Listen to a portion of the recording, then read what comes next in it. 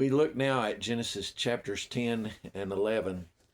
Sometimes Genesis 10 is called the Table of Nations, and it's three lines of the human race: Shem, Ham, and Japheth, the three sons of Noah. It is also, these two chapters will take us all the way from Noah to the next main character in the Bible story, and that is Abraham. And he's in one of those three lines. In fact, he is a descendant of Shem. And as we look at it, there are a few notes of highlights, you might say, that we can pay attention to. We won't be reading all of these names. They don't mean a great deal to us, except we know that this was the way that the history came down, and the seed was continued through the line of Shem. In the first set, we have Japheth, and Japheth is the least described in the fewest verses of his descendants. That's interesting because Japheth, the word means enlarged, and it is the largest of the human population that will come from Japheth, including us. It's the Russians to Europe, to America, to China, to India, and the largest area of land as well belongs to this part of the human race. And yet only in really 5 verses you have his description. The sons of Japheth were Gomer, Magog, Madai, Javan, Tubal, Meshach, and Tiras. And then a few of those are brought down a little bit further. There's not a lot of attention given to it. It is the world, as we might say, as we know it. And then there are the other 2 lines that are a little bit more specific and a little bit more localized than the part of Japheth. And so Japheth really was enlarged. Include the Medes, the Persians, the Greeks, the Romans, Europeans, and even the Orientals. And then you get to verse 6 and you have Ham. And Ham will be through verse 20. Ham, the word means hot. It is probably elaborated on a little bit more, this line, because there will be more of them actually in the Bible story than there are of Japheth. And the Bible story will include the Egyptians, the Canaanites, the Ethiopians. Also, we note that these are also primarily people of darker skin color, of Africa. Especially notable in the Bible story will be the Egyptians and the Canaanites. One of the things that is also noted here is one man's name. One of these that are of the sons of Ham, or really actually a grandson of Ham, is named Nimrod. His description is a little bit more detailed in verse 8. He began to be a mighty one on the earth. He was a mighty hunter before the Lord. Therefore it is said, like Nimrod, the mighty hunter before the Lord. And the beginning of his kingdom was Babel, and Erech, and Akkad, and Calneh in the land of Shinar. And so this is the part that becomes actually a part of the land where Babylon is, and where we have to present day Iran and Iraq and things of that nature. But we see words that catch our attention like Babel, and he will be one who begins or helps begin that part that we'll see in Genesis chapter 11. He's also responsible for Nineveh, and Nineveh is the great Assyrian place that empire will be centered around. And so this is a name that we pay attention to. We don't know a great deal about, but even in archaeological sites, there have been a couple of cities that have been uncovered that apparently were named Nimrod or Nimrud, that we can still see in archaeological finds. Also, possibly some of those may be the site of the remains of the city of Babel. Regardless, it can't really be tied down to that. One just side note is in verse 14 of chapter 10, where it says, Pethruzim and Casluhum, from whom came the Philistines, and Caphatorim. And then in verse 15, Canaan begot Sidon, his firstborn, in Heth. I think most of the time we would think that the Philistines were just another tribe of the Canaanites, but actually, technically, they were in a different family line. So it doesn't really matter a great deal, but it's something that's interesting because of the way we often think about it. Then you get down to verse 21 and you have Shem and his descendants, and you have an abbreviated form of it here in verses 21 through 31. There will be one line given in detail from Shem to Abraham specifically, and that'll be the majority of chapter 11. That'll bring the line down to Abraham, which is the purpose for these two chapters.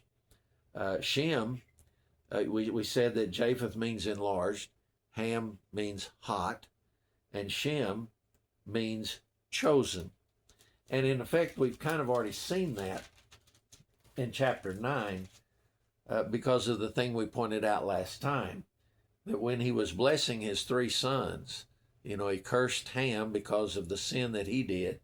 And then he blessed Shem, blessed be the Lord God of Shem, and may Canaan be his servant, and may God enlarge Japheth, and may he dwell in the tents of Shem. And so that dwelling in the tents of Shem kind of indicates that there was a blessing specifically for Shem to bless others, and that they would find something through him that they needed. They would need a place of safety, and that place is provided by the seed, which is the Christ, the one who comes and brings salvation. And so we saw that, and Shem is the chosen one because he will bring about that blessed seed.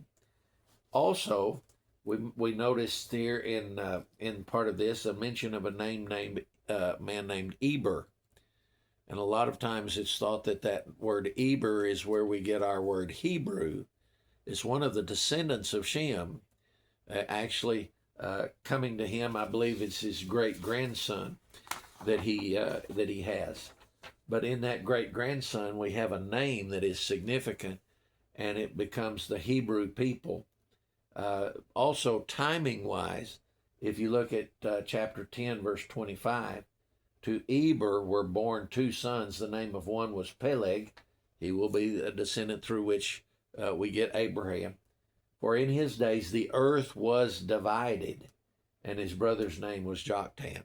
So in the lifetime of Eber, there is the time of the division of the world. And of course, that division of the world is what we're about to see as we look at the Tower of Babel in chapter 11. So let's go to chapter 11 and read the beginning of a problematic attitude with man, and it is always really one problem attitude, and that is the arrogance or the pride of man that says, I do not need God anymore to succeed. I don't need God to be strong. And that's what we get with the attitude that comes when they come together in trying to attempt to build this great tower. So beginning in verse 1 of chapter 11, now the whole earth was one language and one speech. And it came to pass as they journeyed from the east that they found a plain in the land of Shinar, and that eventually become Babylonia, and they dwelt there. Then they said to one another, Come, let us make bricks and bake them thoroughly. And they had brick for stone, and they had asphalt, or what we might call pitch, for mortar. And they said, Come, let us build ourselves a city and a tower, whose top is in the heavens. Let us make a name for ourselves, lest we be scattered abroad over the face of the whole earth. And one of the things that we see in that is a difference in what they were going to do and what God had told him to do. He told them to go and fill the earth and to multiply. They are wanting to stay in one place and not be scattered. And so they're leaving the direction that they've been given by God for their purpose. So the Lord came down to see the city and the tower which the sons of men had built. And the Lord said, indeed, these people are one, and they all have one language. And this is what they begin to do. Now nothing that they propose to do will be withheld from them. And that is something that the will of man taking over is not the purpose of the creation of man in the image of God. The purpose of that is to fear God and keep his commandments. We find that out from Solomon in Ecclesiastes chapter 12. So they're going the opposite direction and leaving God behind. And that's the problem that he sees. So he says, come, let us go down, and there confuse their language, that they may not understand one another's speech. So the Lord scattered them abroad from there over the face of all the earth, and they ceased building the city. Therefore its name is called Babel, or confusion, because there the Lord confused the language of all the earth, and from there the Lord scattered them abroad over the face of all the earth. So that even in that what we might say is punitive or punishing, is now returning to do the will of God that he has wanted them to do, which is to populate and to fill the earth. Their problem was they wanted to rise themselves up into the place of God, that their building, their tower would be up in the heavens, and they would make a name for themselves, separate from the name that they would have in being with God. It was a deliberate separation and not needing God and not wanting to do what God had told them to do, which was to go and fill the earth. They wanted to stay all together and be self-sufficient and independent from God. You see them do that, and you kind of wonder, a tower for what? It is literally a tower just to prove their pride and their arrogance and their superiority. And that's the only purpose that really it could have. And a man named Nimrod comes and apparently is the leader of that as well. And they have the ability and the resources to do it. And one of the reasons they can do it is because they have one language. If we want to ask the question and say, well, what was that language? Was it American? Was it Babylonian? What was it? Very unlikely that we would ever have the knowledge of that language, or that it would continue, because it was that very thing that was not needed anymore, and they would not be able to rely on it. They all knew that language, but when they wake up, they don't know the language that's someone else is speaking. It's kind of like you go to bed at night speaking the world language, and you get up the next morning and you're speaking Chinese, and somebody else is speaking something else. You have no common ground, and so no one understands the other. And this just points out the importance of communication, to be able to do anything, to be able to advance at all. That communication is vital and necessary. If you want to find out about that, just go somewhere where they do not speak your language in any form or fashion. Sometimes when you travel, you may go and you'll see signs maybe in Germany of German language, but right underneath it will probably be English, and you'll have some common ground there. I remember a time when I was in Kiev in the Ukraine, and it's not true there. There you either speak their language or you don't communicate at all. And I found out very quickly just how far you can go or not go when you don't have any common ground in the language, no interpreter, no common ground, no alphabet to return to, and everything stops. It just puts a complete stoppage to any kind of advancement.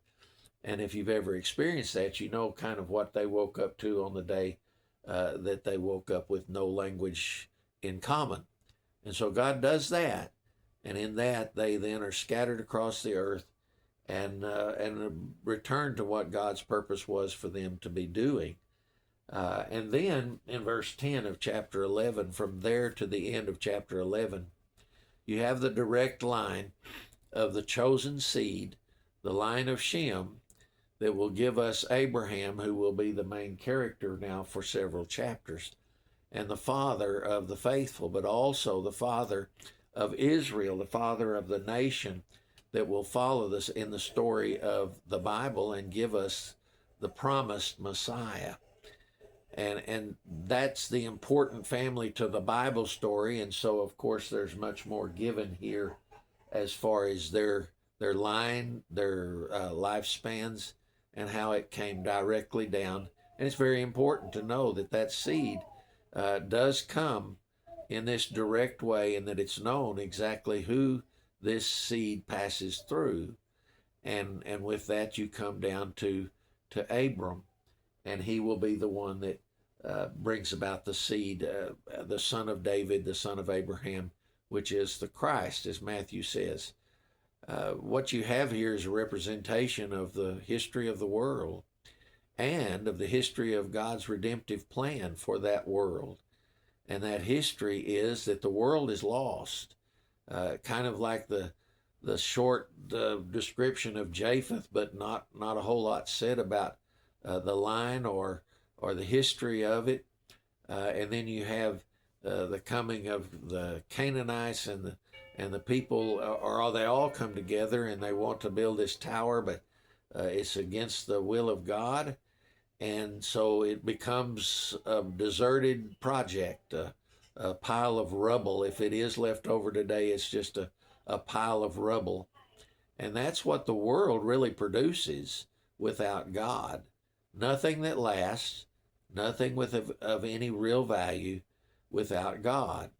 And so it is a vanity of vanities. All is vanity, as Solomon will say. It's chasing after the wind, trying to catch the wind. And so you have that in really even in Ham and also in Japheth. But in Shem, there is hope. In Shem, there is a line that will be producing what God gives to man. And that is lasting value. That is eternity. That is of tremendous importance to us, even though most of us are part of Japheth's line. And in that we recognize that was God's plan too, to bring all into the tents of Shem for safety and salvation. We have a very loving and powerful God, and we see him in the history of man. In short versions here, a lot of years and a lot of people passing and a lot of multiplication of the population. But what we need to recognize is God is at work in all of them. He's showing the emptiness of going away from him, and he's also showing the value and the fulfillment of working with him and going towards him as you come about to salvation provided by the seed. And so we'll continue to follow this now as we get into, I guess you might say, some of the real meat of Genesis, where we come down to the line of Abraham and see the beginnings of what it means to be a faithful man, one who believes in God, and how God treats that person and how they work together. And so we'll continue this study next time, Lord willing.